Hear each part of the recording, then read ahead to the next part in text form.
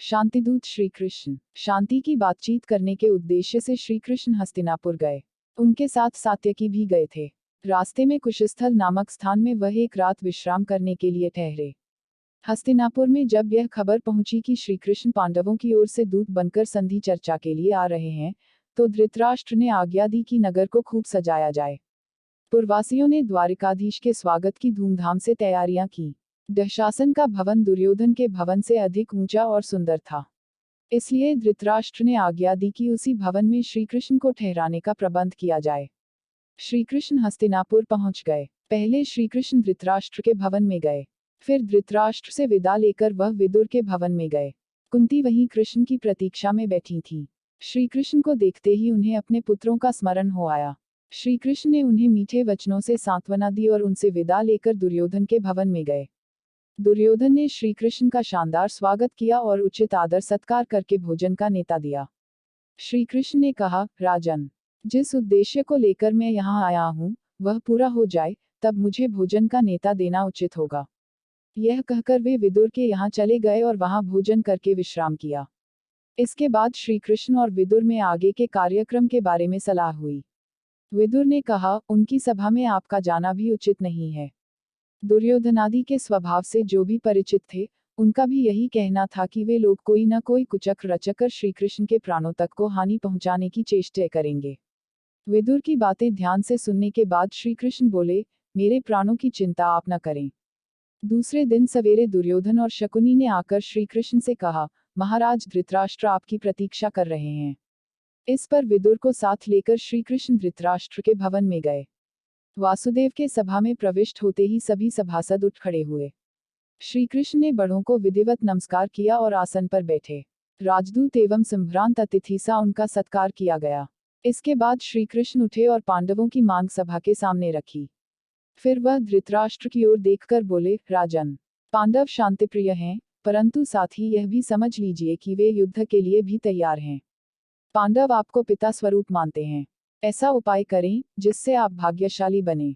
यह सुनकर धृतराष्ट्र ने कहा, सभासदों, मैं भी वही चाहता हूँ जो श्री कृष्ण को प्रिय है। इस पर श्री कृष्ण दुर्योधन से बोले, मैं इतना ही कहना चाहता हूँ कि पांडवों को आधा राज्य लौटा दो और उनके साथ संधि कर लो। यदि यह बात स्वीकृत हो गई, तो स्वयं पांडव तुम्हें युवराज और धृतराष्ट्र को महाराज के रूप में सहर्ष स्वीकार कर लेंगे। भीष्म और द्रोण ने भी दुर्योधन को बहुत समझाया, फिर भी दुर्योधन ने अपना हठ नहीं छोड़ा। वह श्री कृष्ण का प्रस्ताव स्वीकार करने पर राजी न हुआ। धृतराष्ट्र ने दोबारा पुत्र से आग्रह किया कि श्री कृष्ण का प्रस्ताव मान ले, नहीं तो कुल का सर्वनाश हो जाएगा।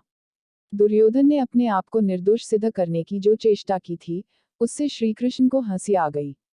तभी श्री कृष्ण ने दुर्योधन को उन सब अत्याचारों का विस्तार से स्मरण दिलाया जो उसने पांडवों पर किए थे। भीष्म, द्रोण आदि प्रमुख वृद्धों ने भी श्री कृष्ण के इस वक्तव्य का समर्थन किया। यह देखकर दुशासन क्रुद्ध हो उठा और दुर्योधन से बोला, भाई, मालूम होता है ये लोग आपको कैद करके कहीं पांडवों के हवाले न कर दें। इसलिए चलिए, यहाँ से निकल चलें। इस पर दुर्योधन उठा और अपने भाइयों के साथ सभा से बाहर चला गया। इसी बीच धृतराष्ट्र ने विदुर से कहा, तुम जरा गांधारी को सभा में ले आओ। उसकी समझ बहुत स्पष्ट है और वह दूर की सोच सकती है। हो सकता है उसकी बातें दुर्योधन मान ले। यह सुनकर विदुर ने सेवकों को आज्ञा देकर गांधारी को बुला लाने को भेजा। गांधारी भी सभा में आए और धृतराष्ट्र ने दुर्योधन को भी सभा में फिर से बुलाया। दुर्योधन सभा में लौट आया। क्रोध के कारण उसकी आंखें लाल हो रही थीं।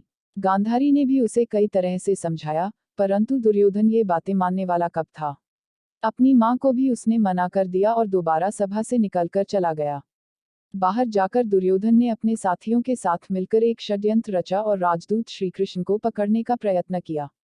श्री कृष्ण ने तो पहले ही से इन बातों की कल्पना कर ली थी। दुर्योधन की यह चेष्टा देखकर वह हंस पड़े। श्री कृष्ण उठे। सात्यकी और विदुर उनके दोनों ओर हो गए। सब सभासदों से विधिवत आज्ञा ली। सभा से चलकर सीधे कुंती के पास पहुंचे और उनको सभा का सारा हाल कह सुनाया। कुंती बोली, हे कृष्ण, अब तुम ही मेरे पुत्रों के रक्षक हो। श्री कृष्ण रथ पर आरूढ़ होकर उपलव्य की ओर तेजी से रवाना हो गए। युद्ध अब अनिवार्य हो गया था। श्री कृष्ण के हस्तिनापुर से लौटते ही शांति स्थापना की जो थोड़ी बहुत आशा थी, वह भी लुप्त हो गई। कुंती को जब पता चला कि कुलनाशी युद्ध छिड़ेगा ही, तो वह बहुत व्याकुल हो गई। चिंता के कारण आकुल हो रही कुंती अपने पुत्रों की सुरक्षा का विचार करती हुई गंगा के किनारे पहुंची, जहां कर्ण रोज संध्या वंदन किया करता था। मध्याह्न के बाद कर्ण का जप पूरा हुआ, तो उसे यह जानकर असीम आश्चर्य हुआ कि महाराज पांडु की पत्नी और पांडवों की माता कुंती ही उसका उत्तरीय सिर पर लिए खड़ी हैं। कर्ण ने शिष्टतापूर्वक अभिवादन करके कहा, आज्ञा दीजिए, मैं आपकी क्या सेवा करूं। कुंती ने गदगद स्वर में कहा, कर्ण, यह न समझो कि तुम केवल सूत पुत्र ही हो। न तो राधा तुम्हारी माँ है, न अधीर तुम्हारे पिता। तुमको जानना चाहिए कि राजकुमारी पृथा की कोख से तुम उत्पन्न हुए हो। तुम सूर्य के अंश हो। थोड़ा सुस्ताने के बाद वह फिर बोली, बेटा, दुर्योधन के पक्ष में होकर तुम अपने भाइयों से ही शत्रुता कर रहे हो। धृतराष्ट्र के लड़कों के आश्रित रहना तुम्हारे लिए अपमान की बात है। तुम अर्जुन के साथ मिल जाओ, वीरता से लड़ो और राज्य प्राप्त करो। वे भी तुम्हारे अधीन रहेंगे और तुम उनसे घिरे हुए प्रकाशमान होगे। कर्ण माता कुंती का यह अनुरोध सुनकर बोला, माँ, यदि इस समय मैं दुर्योधन का साथ छोड़कर पांडवों की तरफ चला गया, तो लोग मुझे ही काय कहेंगे। अब जब युद्ध होना निश्चित हो गया है, तो मैं उनको मझधार में कैसे छोड़ जाऊं। यह तुम्हारी कैसी सलाह है। आज मेरा कर्तव्य यही है कि मैं पांडवों के विरुद्ध सारी शक्ति लगाकर लड़ें। मैं तुमसे असत्य क्यों बोलूं। मुझे क्षमा कर दो, लेकिन हाँ, तुम्हारी भी बात एकदम व्यर्थ नहीं जाएगी। अब मैं यह करूंगा कि अर्जुन को छोड़कर और किसी पांडव के प्राण नहीं लूंगा। या तो अर्जुन इस युद्ध में काम आएगा, या मैं। दोनों में से एक को तो मरना ही पड़ेगा। शेष चारों पांडव मुझे चाहे कितना भी तंग करें, मैं उनको नहीं मारूंगा। माँ, तुम्हारे तो 5 पुत्र हर हालत में रहेंगे, चाहे मैं मर जाऊं, चाहे अर्जुन। हम दोनों में से एक बचेगा और बाकी 4 तो रहेंगे ही। तुम चिंता न करो। अपने बड़े पुत्र की ये सारी बातें सुनकर माता कुंती का मन बहुत विचलित हुआ, परंतु उन्होंने उसे अपने गले से लगा लिया और बोली, तुम्हारा कल्याण हो। कर्ण को इस प्रकार आशीर्वाद देकर कुंती अपने महल में चली आई।